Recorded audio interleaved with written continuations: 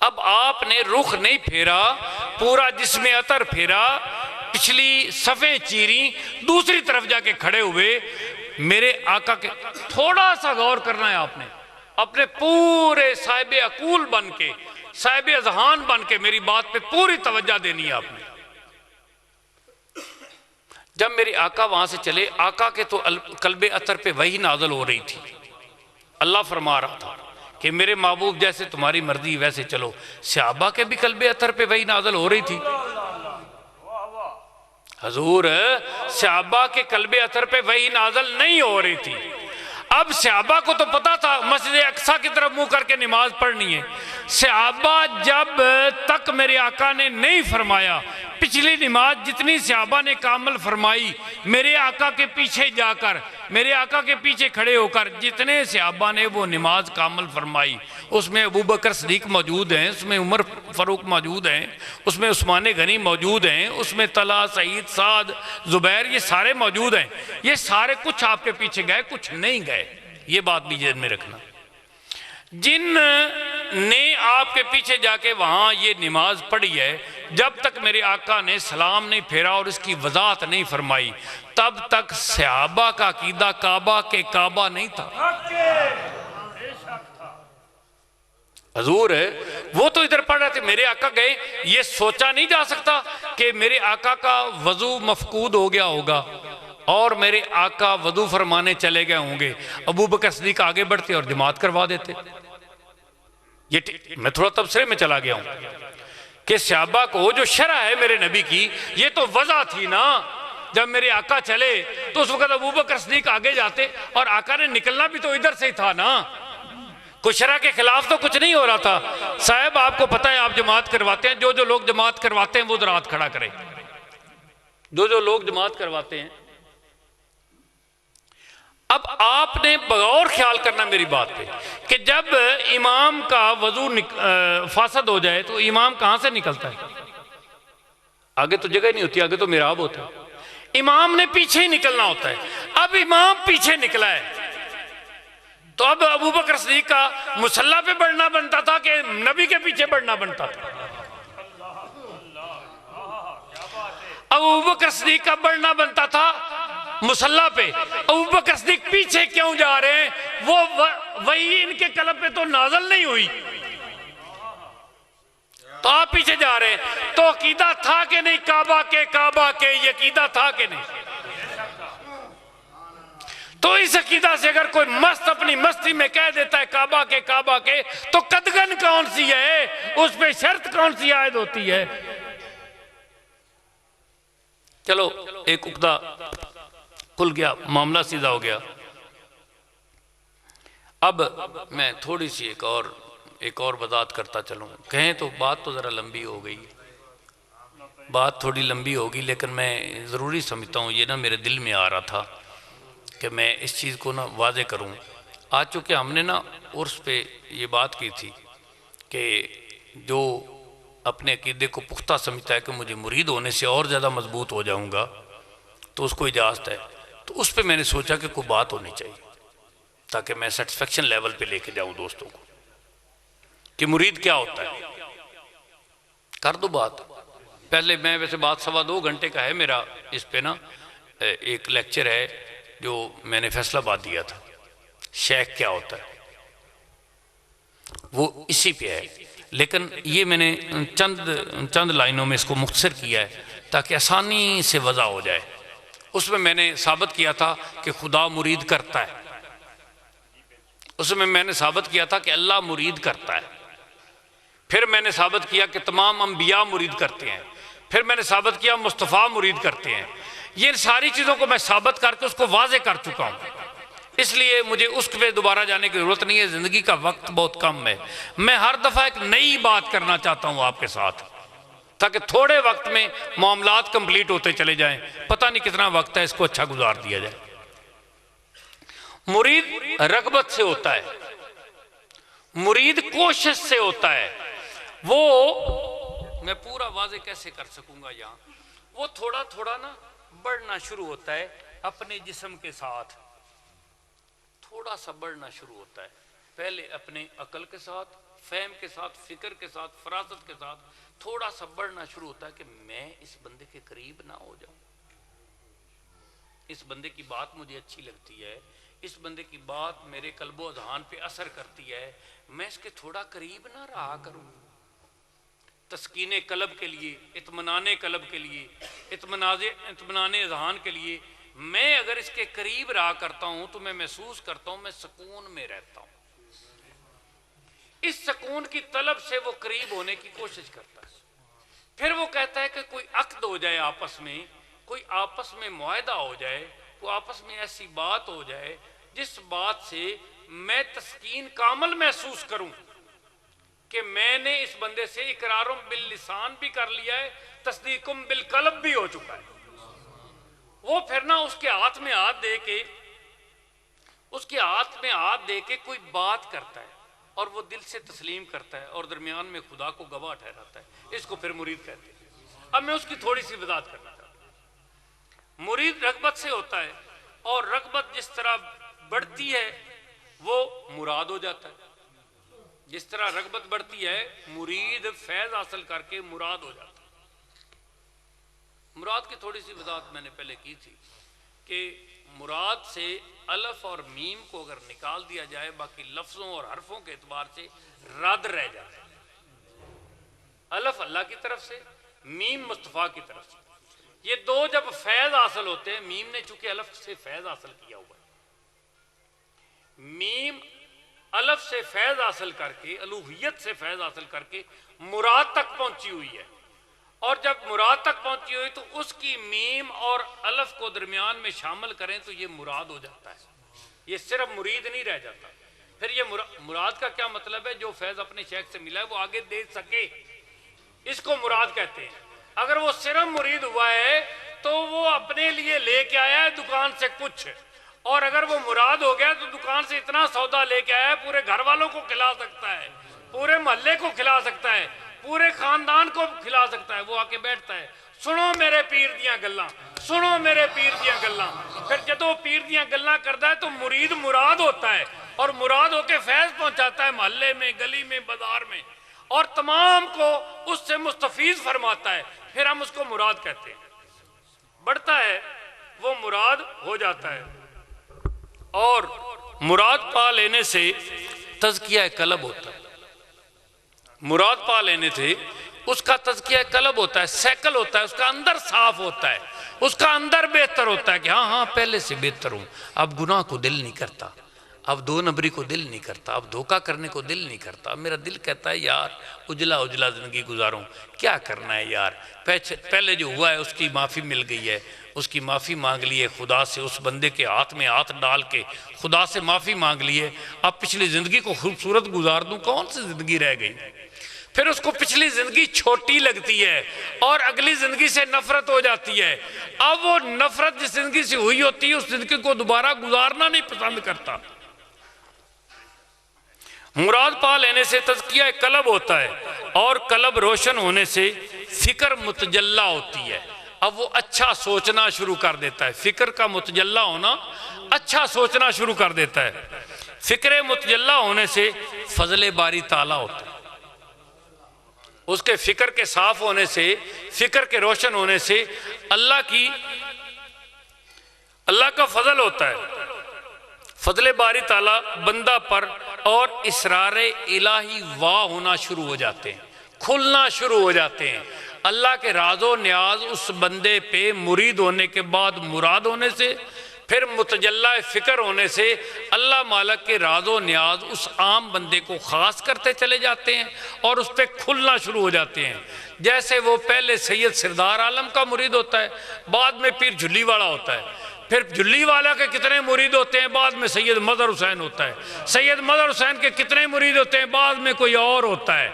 تو ایسے ہوتا چلا جاتا ہے، فکر متجلہ ہوتی چلی جاتی ہے، اور اللہ کی کرم نوازی اور فضل سے اس بندہ پہ اللہ کے راز و نیاز واہ ہونا شروع ہو جاتے ہیں۔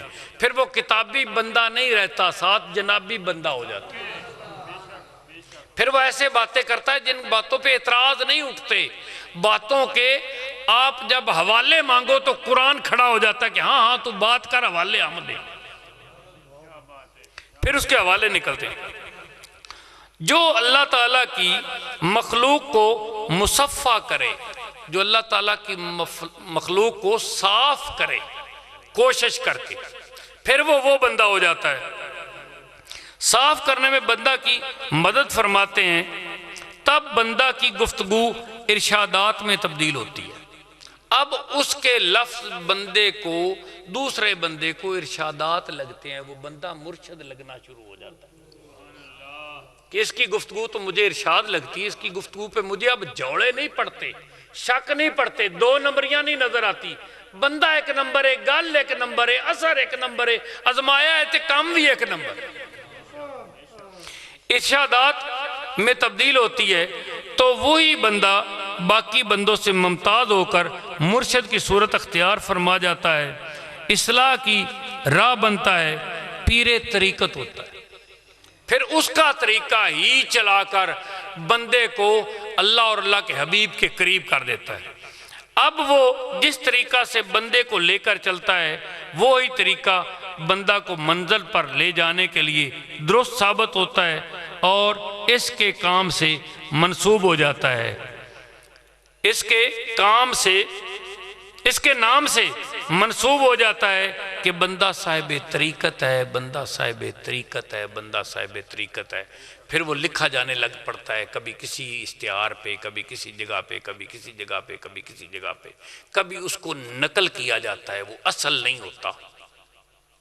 یہ بات بھی بغور خیال رکھنی، کبھی اس بندے کو نقل کیا جاتا ہے، وہ اصل نہیں ہوتا۔ ہم لکھا پڑھتے ہیں صاحب طریقت ہے، جب طریقے پہ جاتے ہیں تو کچھ نظر نہیں آتا، وہ پھر نقل ہوتا ہے، کیونکہ ہر مرید کا یہ ارادہ ہوتا ہے کہ میرا پیر افضل ہے، میرا پیر افضل ہے، میرا پیر اس لیے وہ لکھ دیتا ہے۔ اس لیے عقیدے کی پختگی کے لیے ایک چھوٹی سی بات کرتا ہوں۔ اللہ کا بندہ جا رہا ہے، سفر کر رہا ہے، بات میری مکمل ہو گئی۔ اللہ کا بندہ جا رہا ہے، سفر کر رہا ہے، تو سفر کرتے ہوئے اس کے ساتھ ایک اس کا مرید ہے، مرید اور پیشوا دونوں سفر کر رہے ہیں۔ سفر کرتے ہوئے رستے میں ایک دوسرا بندہ ملتا ہے، وہ جب ایک دوسرے کو ملتے ہیں تو ایسے لگتا ہے جیسے بڑے واقف ہیں، مرید انجان نا واقف ہوتا ہے، یہ پیچھے کھڑا رہتا ہے۔ وہ کچھ سفر آگے کرتے ہیں اور مرید پیچھے سفر کرتا ہے، یہ میرے شیخ فرما رہے ہیں۔ وہ آگے سفر کرتا ہے، مرید پیچھے سفر کرتا ہے۔ تھوڑا سفر کرنے کے بعد ان کی آپس میں گفتگو ختم ہوتی ہے تو شیخ فرماتے ہیں اپنے مرید کو کہ انہاں نوں اس رستے دا پتہ نہیں، انہاں نوں راہ پاؤ، انہاں نوں دریا دے رستے نہ نکلنا ہے، انہاں نوں راہ پاؤ۔ جب وہ رستے پہ اس کو چھوڑنے کے لیے مرید جاتا ہے، بات کو میں تھوڑا سا پردے میں کر رہا ہوں، ابھی کھلنے والا ہے۔ جب وہ رستے میں لے کے جاتا ہے تو وہ رستے میں کہتے ہیں کہ میں ہوں خواجہ خضر، تو کچھ چاہتا ہے؟ وہ کہتے ہیں کہ میرا خواجہ خضر وہ ہے جنہیں مینوں تینوں راہ پان گلے، میرا خضر وہ ہے جس نے مجھے تجھے۔ اب دوسری طرف دیکھو کہ خضر راہ پائی پھردا ہے موسیٰ نے، لیکن جب عقیدہ کامل ہو جائے، جب یقین پختہ ہو جائے اپنے پیشوا پہ، تو خضر اپنے شیخ کی گلی سے ملا کرتا ہے، خضر کوئی نہیں ہوتا، پھر خضر شیخ کی گلی اور شیخ کے اشارے خضر کے اشارے ہوتے۔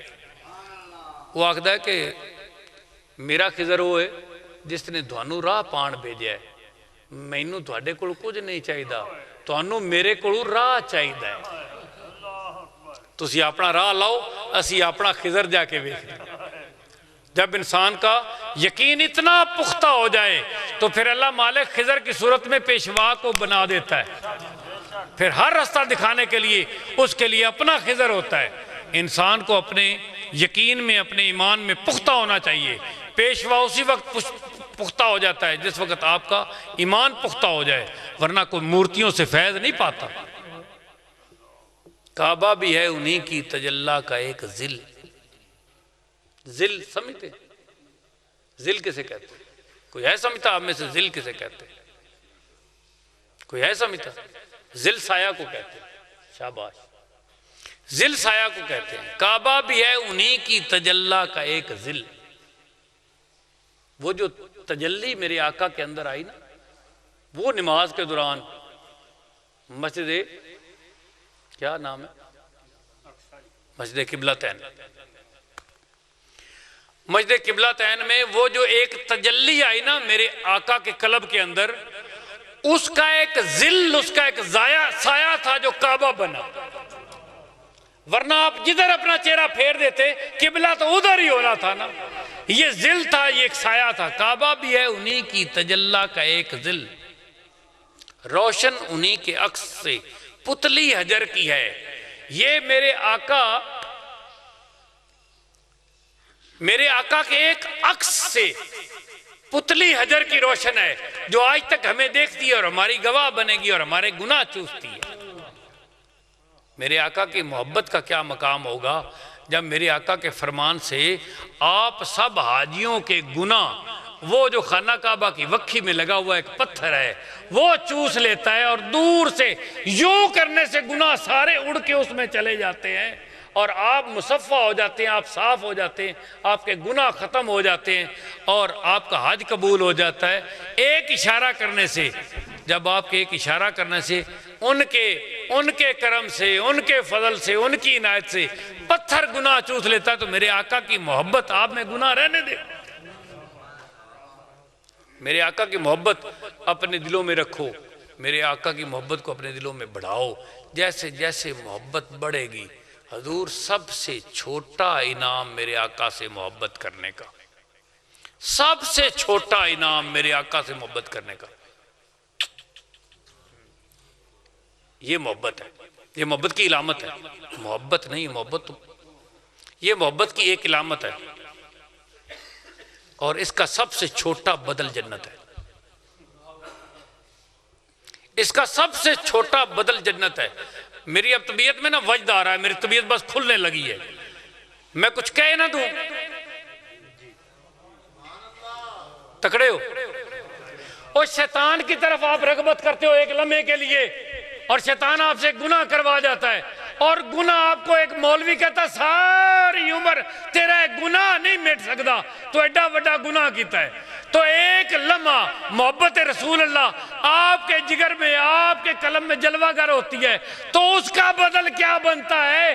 شیطان نے کروایا ایک عمل ہے، اس کا بدل یہ بنتا ہے کہ آپ جہنمی ہو گئے، اور مصطفیٰ کی محبت کا ایک لمحہ شیطان سے نیچے رہ جاتا ہے۔ کیا کرتے ہو؟ خدا کا خوف کھاؤ، آپ کے اندر مصطفیٰ کی محبت کا ایک لمحہ، شیطان کی کیا پرواہ ہے، عمر بھر کے گناہ کروائے ہوئے شیطان ایک لمحہ کی محبت سارے کے سارے صاف کر دیتی ہے، اور آپ یا رسول اللہ، یا رسول اللہ، یا رسول اللہ صلی اللہ علیہ وسلم۔ آقا کا مزار اقدس ہے، اور اس کے سامنے قبلہ ہے، اس کے سامنے خانہ کعبہ ہے، درمیان میں میرے آقا کا روزہ آتا ہے، تو وہاں وہ مست کھڑا ہوا تھا اور خدا کی نماز ادا کر رہا تھا۔ تو جب اس نے سوچا نا کہ میں یہ ادا کروں کہ منہ طرف قبلہ شریف، تو اس کے جملے نکل گئے منہ طرف کعبہ کے کعبہ کے،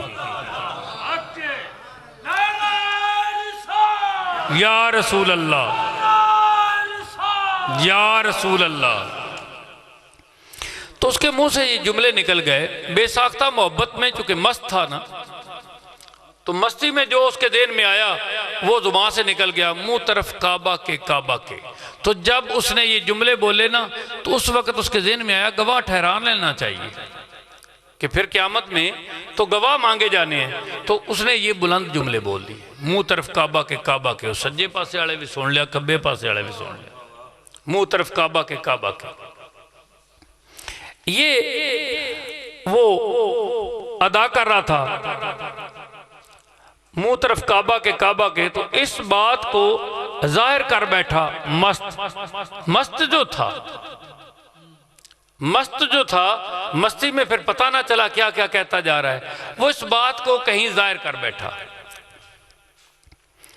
پھر ظاہر کر بیٹھا تو پھر لوگ سوال کرتے ہیں، چونکہ سوال کرنا ان کی عادت ہے، یہ چھوڑتے تو نہیں ہے نا، سوال کرتے ہیں، سوال کرتے ہیں، سوال کرتے ہیں۔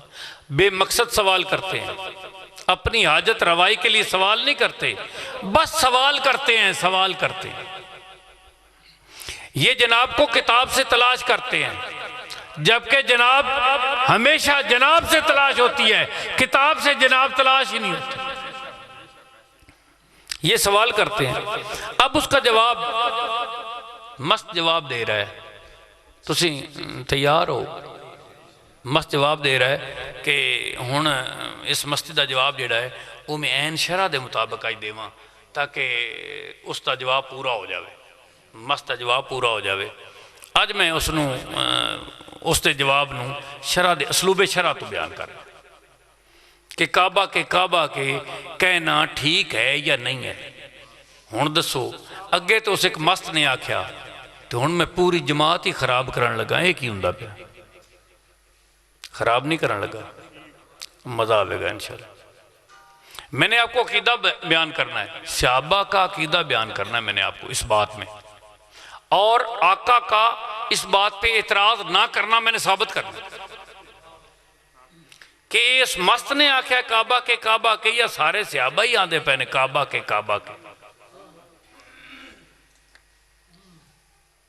عقیدہ صحابہ جب سرکار دو عالم کے قلب اطہر پر وحی نازل ہوئی کہ محبوب جدھر آپ کی مرضی ہے ادھر رخ پھیریں، قبلہ ادھر ہو جائے گا۔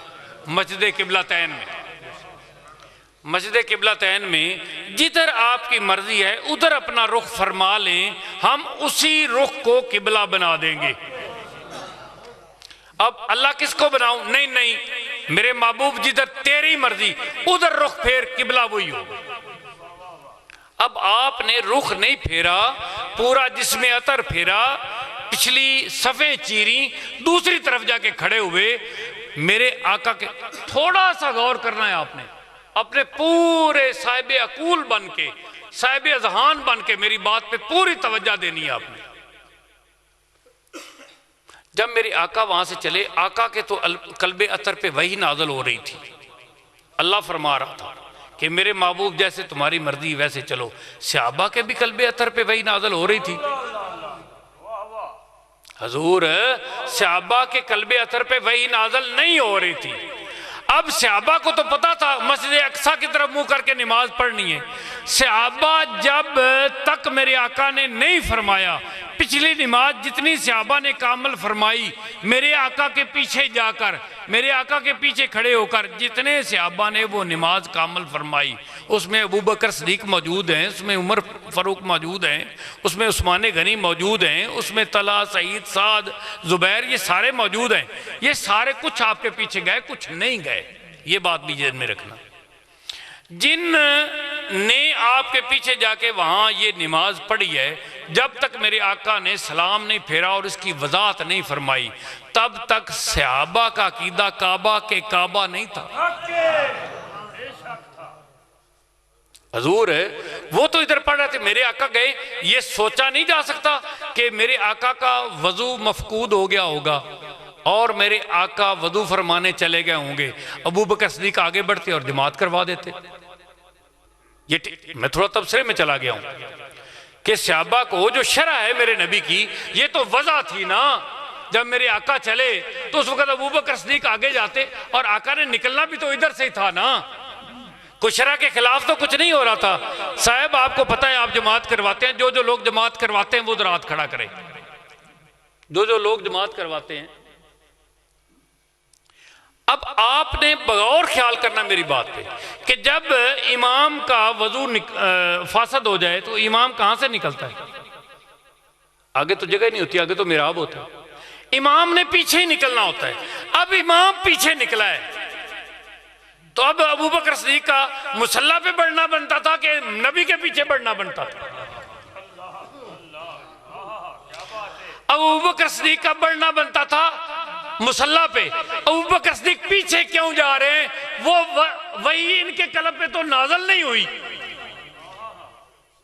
تو آپ پیچھے جا رہے ہیں۔ تو عقیدہ تھا کہ نہیں کعبہ کے یہ عقیدہ تھا کہ نہیں؟ تو اس عقیدہ سے اگر کوئی مست اپنی مستی میں کہہ دیتا ہے کعبہ کے تو قدغن کون سی ہے؟ اس پہ شرط کون سی عائد ہوتی ہے؟ چلو ایک عقدہ کھل گیا، معاملہ سیدھا ہو گیا۔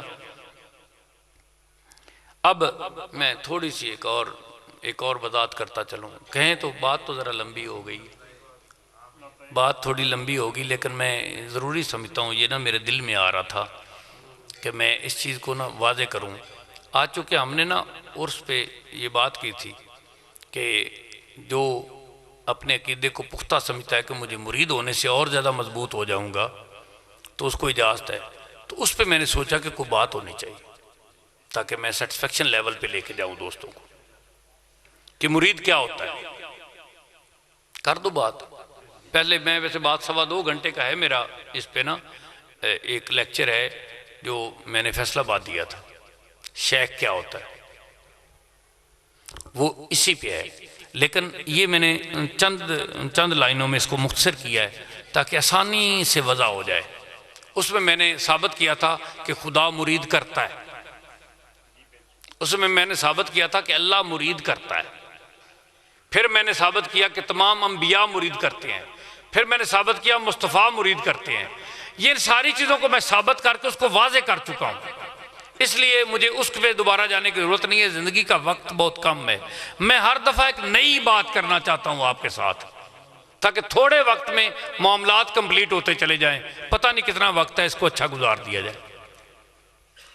مرید رغبت سے ہوتا ہے، مرید کوشش سے ہوتا ہے، وہ میں پورا واضح کیسے کر سکوں گا یہاں، وہ تھوڑا تھوڑا نا بڑھنا شروع ہوتا ہے اپنے جسم کے ساتھ، تھوڑا سا بڑھنا شروع ہوتا ہے، پہلے اپنے عقل کے ساتھ، فہم کے ساتھ، فکر کے ساتھ، فراست کے ساتھ تھوڑا سا بڑھنا شروع ہوتا ہے کہ میں اس بندے کے قریب نہ ہو جاؤں، اس بندے کی بات مجھے اچھی لگتی ہے، اس بندے کی بات میرے قلب و اذہان پہ اثر کرتی ہے، میں اس کے تھوڑا قریب نہ رہا کروں، تسکین قلب کے لیے، اطمینان قلب کے لیے، اطمینان اذہان کے لیے میں اگر اس کے قریب رہا کرتا ہوں تو میں محسوس کرتا ہوں میں سکون میں رہتا ہوں، اس سکون کی طلب سے وہ قریب ہونے کی کوشش کرتا ہے، پھر وہ کہتا ہے کہ کوئی عقد ہو جائے آپس میں، کوئی آپس میں معاہدہ ہو جائے، کوئی آپس میں ایسی بات ہو جائے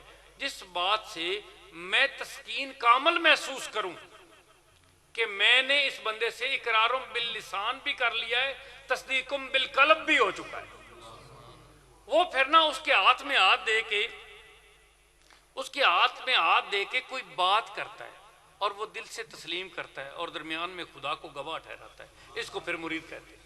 اب میں اس کی تھوڑی سی وضاحت کرنا چاہتا ہوں۔ مرید رغبت سے ہوتا ہے اور رغبت جس طرح بڑھتی ہے وہ مراد ہو جاتا ہے، جس طرح رغبت بڑھتی ہے مرید فیض حاصل کر کے مراد ہو جاتا ہے۔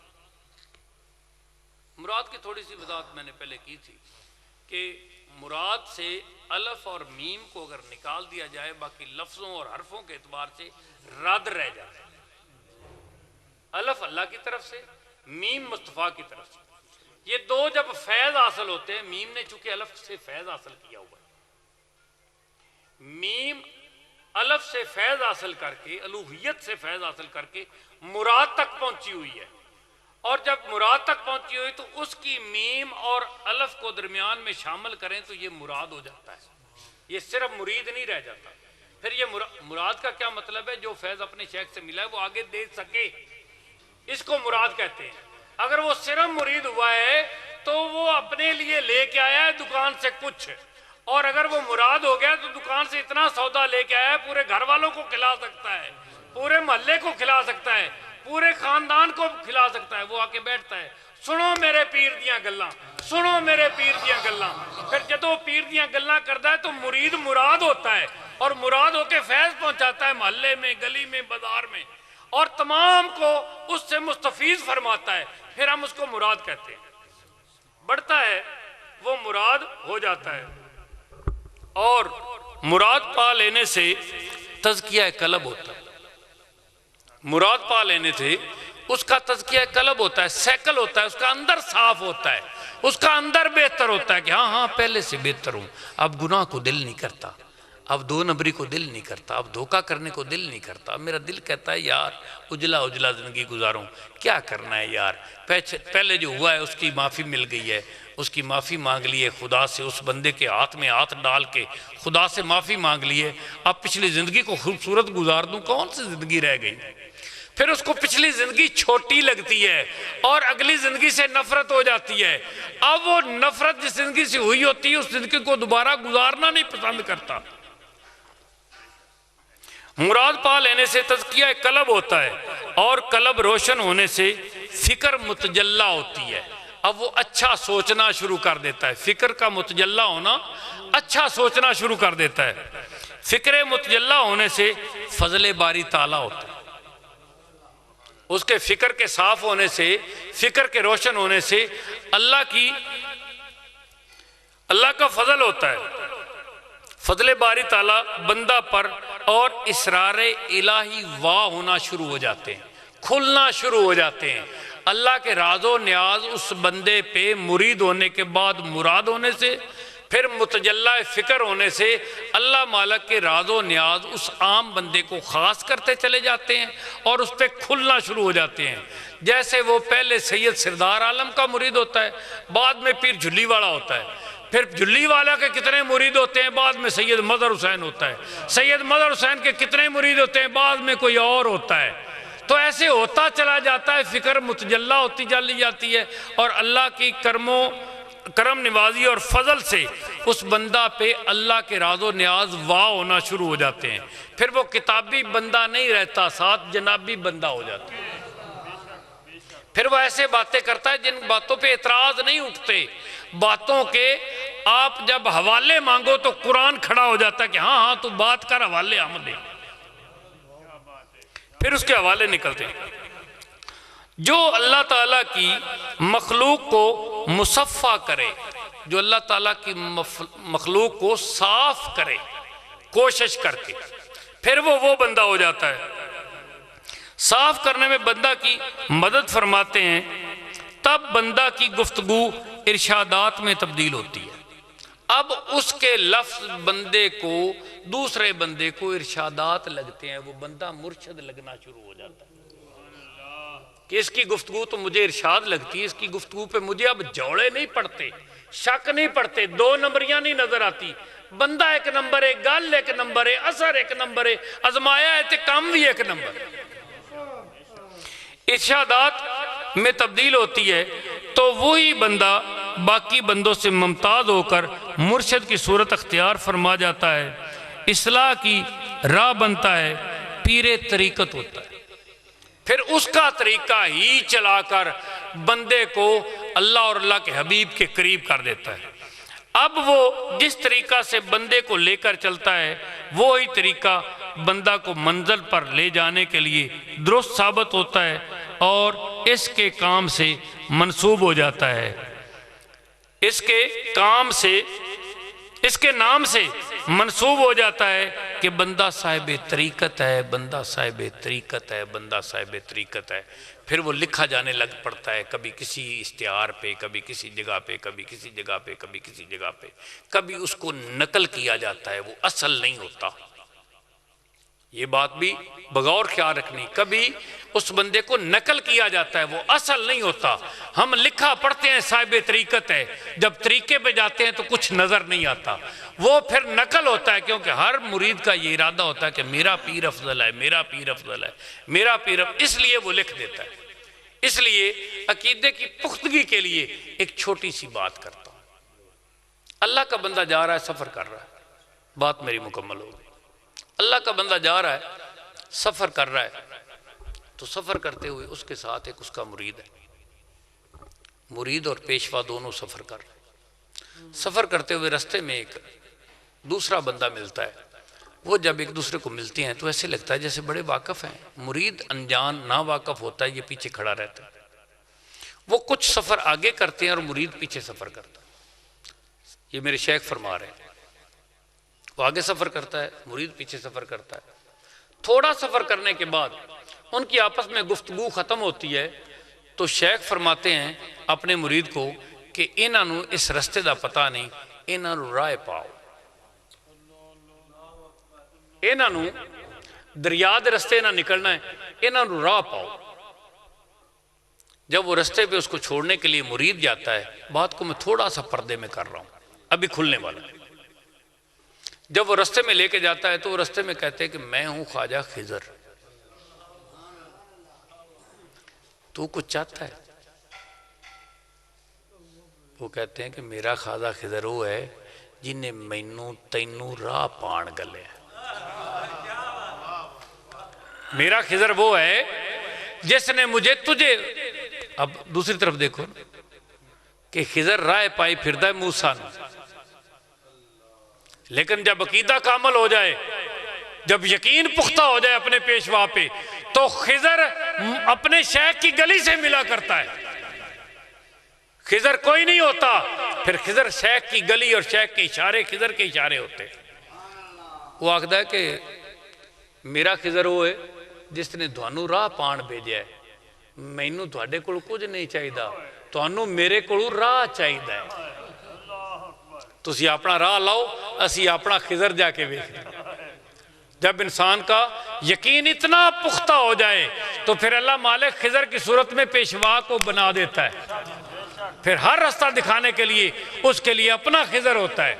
इंसान को अपने यकीन में, अपने ईमान में पुख्ता होना चाहिए। पेशवा उसी वक्त पुख्ता हो जाता है जिस वक्त आपका ईमान पुख्ता हो जाए, वरना कोई मूर्तियों से फैज़ नहीं पाता। काबा भी है उन्हीं की तजल्ला का एक जिल। जिल समझते? जिल किसे कहते? कोई है समझता आप में से जिल किसे कहते? कोई है समझता? जिल साया को कहते हैं। शाबाश, जिल साया को कहते हैं। काबा भी है उन्हीं की तजल्ला का एक जिल। वो जो तजल्ली मेरे आका के अंदर आई ना, वो नमाज के दौरान मस्जिद, क्या नाम है, मस्जिद किबलातैन, मस्जिद किबलातैन में वो जो एक तजल्ली आई ना मेरे आका के कल्ब के अंदर, उसका एक जिल, उसका एक साया था जो काबा बना। वरना आप जिधर अपना चेहरा फेर देते किबला तो उधर ही होना था ना। ये जिल था, ये एक साया था। काबा भी है उन्हीं की तजल्ला का एक जिल, रोशन उन्हीं के अक्स से पुतली हजर की है। ये मेरे आका के एक अक्स से पुतली हजर की रोशन है, जो आज तक हमें देखती है और हमारी गवाह बनेगी और हमारे गुनाह चूसती है। मेरे आका की मोहब्बत का क्या मकाम होगा जब मेरे आका के फरमान से आप सब हाजियों के गुनाह, वो जो खाना काबा की वक्खी में लगा हुआ एक पत्थर है, वो चूस लेता है और दूर से यूं करने से गुनाह सारे उड़ के उसमें चले जाते हैं और आप मुसफ़ा हो जाते हैं, आप साफ हो जाते हैं, आपके गुनाह ख़त्म हो जाते हैं और आपका हज कबूल हो जाता है। एक इशारा करने से, जब आपके एक इशारा करने से उनके करम से, उनके फजल से, उनकी इनायत से पत्थर गुनाह चूस लेता है, तो मेरे आका की मोहब्बत आप में गुनाह रहने दे। मेरे आका की मोहब्बत अपने दिलों में रखो, मेरे आका की मोहब्बत को अपने दिलों में बढ़ाओ। जैसे जैसे मोहब्बत बढ़ेगी, हजूर सबसे छोटा इनाम मेरे आका से मोहब्बत करने का, सबसे छोटा इनाम मेरे आका से मोहब्बत करने का, ये मोहब्बत है। ये मोहब्बत की इलामत है। मोहब्बत नहीं, ये मोहब्बत की एक इलामत है और इसका सबसे छोटा बदल जन्नत है। इसका सबसे छोटा बदल जन्नत है। मेरी अब तबीयत में ना वजद आ रहा है, मेरी तबीयत बस खुलने लगी है, मैं कुछ कह ना दूं। तकड़े हो और शैतान की तरफ आप रगबत करते हो एक लम्हे के लिए, और शैतान आपसे गुनाह करवा जाता है और गुनाह आपको एक मौलवी कहता सारी उम्र तेरा गुनाह नहीं मिट सकता, तो एडा बड़ा गुनाह किया है। तो एक लम्हा मोहब्बत रसूल अल्लाह आपके जिगर में, आपके कलम में जलवागर होती है, तो उसका बदल क्या बनता है? शैतान ने करवाया एक अमल है, उसका बदल ये बनता है कि आप जहन्नमी हो गए और मुस्तफा की मोहब्बत का एक लम्हा शैतान से नीचे रह जाता है। क्या करते हो? खुदा का खौफ खाओ, آپ کے اندر مصطفیٰ کی محبت کا ایک لمحہ، شیطان کی کیا پرواہ ہے، عمر بھر کے گناہ کروائے ہوئے شیطان ایک لمحہ کی محبت سارے کے سارے صاف کر دیتی ہے. اور آپ یا رسول اللہ، یا رسول اللہ، یا رسول اللہ صلی اللہ علیہ وسلم.